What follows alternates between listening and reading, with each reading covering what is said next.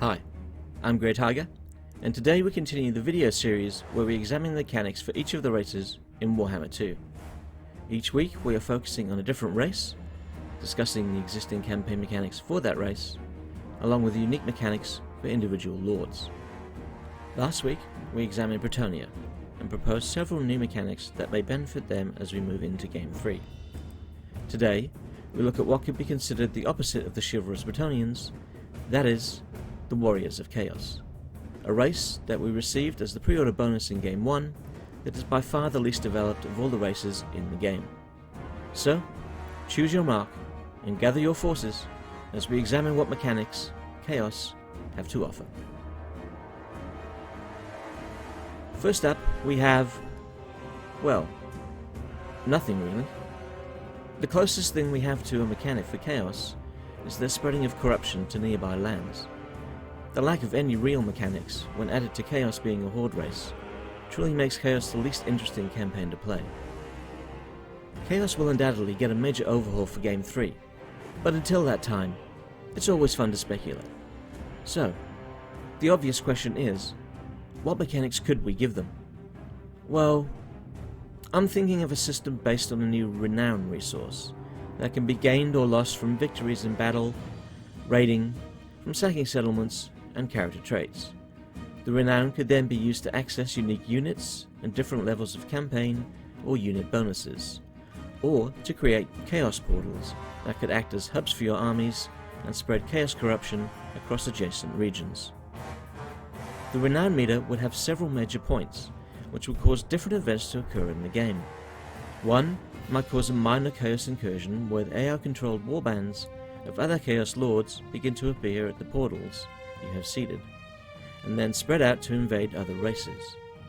You could use these incursions to your advantage to strike weakened enemies, or you could choose to attack the other warbands and claim additional renown and access to the unique units for defeating them. Another point along the meter might trigger the Order Tide to begin attacking your existing portals en masse, forcing you to halt your expansion and instead defend your portals. If a portal survives an Order Tide assault, then it could be upgraded, allowing you access to more powerful units and increasing your renown. Eventually, you would reach maximum renown, which would result in a final chaos invasion and a mission to defeat the forces of good in one final push, which I could see as a set-piece battle where you fight a combination of armies led by the greatest heroes, like Tyrion and Leon Cure. The races and heroes that you fight in the final battle could even be changed, based on the Lord of Chaos you are currently playing. This could add a little bit of variety. Along with this system, we could have the ability to choose a Chaos God when you destroy a settlement to gain different bonuses and access to different units.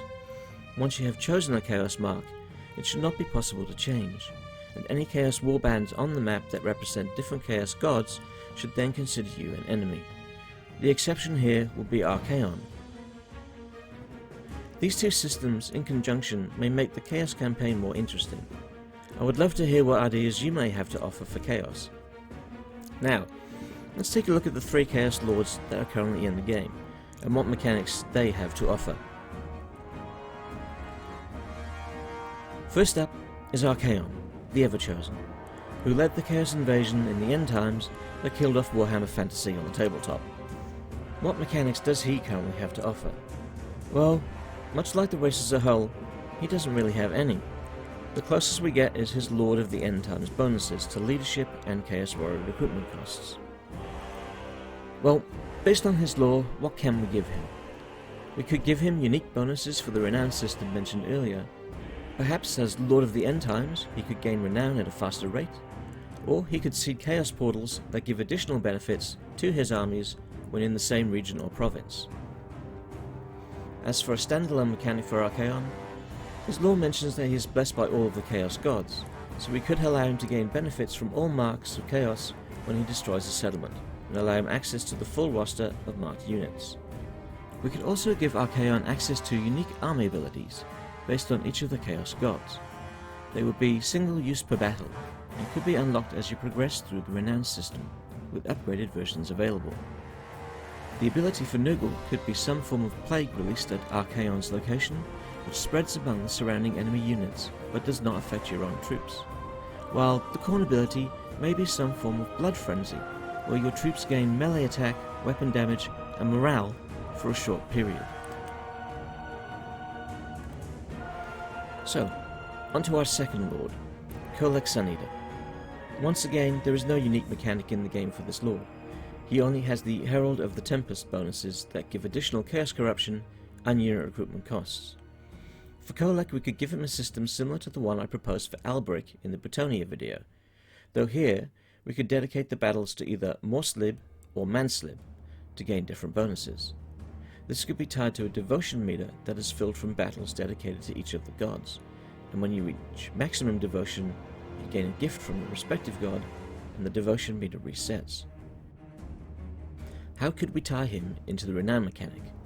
Well, perhaps he could have access to special battle mechanics during the period of the events that have been triggered at the different Renown points. Something that gives his troops additional powers, or access to lightning abilities, as he draws power from the open chaos portals.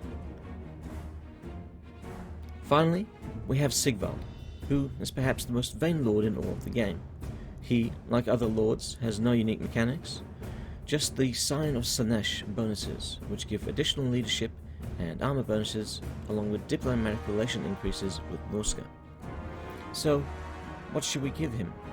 Well, in Sigvald's lore, it mentions that his armies are so devoted to him that they would sacrifice themselves without a second thought.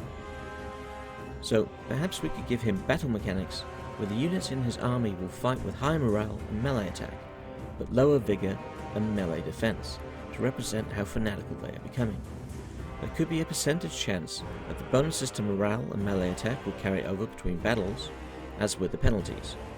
Eventually, your units will be extremely good at offense, but extremely vulnerable. We could tie Sigvald into the Renown mechanic by giving him access to melee defense and vigor bonuses as he progresses along the meter, which will help to offset the penalties of his unique system. So, it appears that Chaos is in a bad place right now, but with Game 3 on the horizon, there is certainly hope for them to become fun to play. I'm sure that Creative Assembly can conjure up some interesting mechanics for us to enjoy. So, what's next?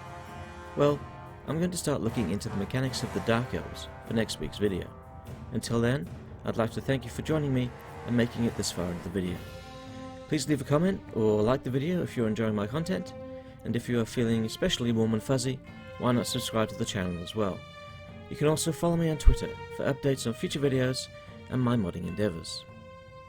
I'm Grey Tiger, and I'll see you next time.